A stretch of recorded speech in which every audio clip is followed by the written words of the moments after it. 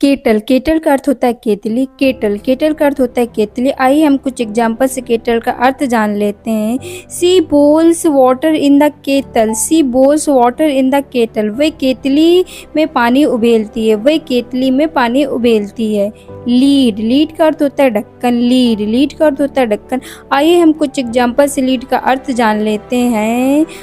Lead, lead का अर्थ होता है ढक्कन। लीड, लीड का अर्थ होता है ढक्कन। लीड, लीड का अर्थ होता है ढक्कन। लीड, लीड का अर्थ होता है ढक्कन। आइए हम कुछ एग्जाम्पल से लीड का अर्थ जान लेते हैं। Close the lid of the pot, close the lid of the pot. भगोने को बर्तन से ढका हुआ है, भगोने को बर्तन से ढका हुआ है। जार, जार का अर्थ होता है बड़ा कांच का डिब्बा। जार, जार का अर्थ होता है बड़ा कांच का डिब्बा। आइए हम कुछ एग्जाम्पल से जार का अर्थ समझ लेते हैं। Sugar is in the jar, sugar is in the jar. चीनी जार में है, चीनी जार में है। रेफ्रिजरेटर, रेफ्रिजरेटर का अर्थ होता है फ्रिज। रेफ्रिजरेटर, रेफ्रिजरेटर का अर्थ होता है फ्रिज।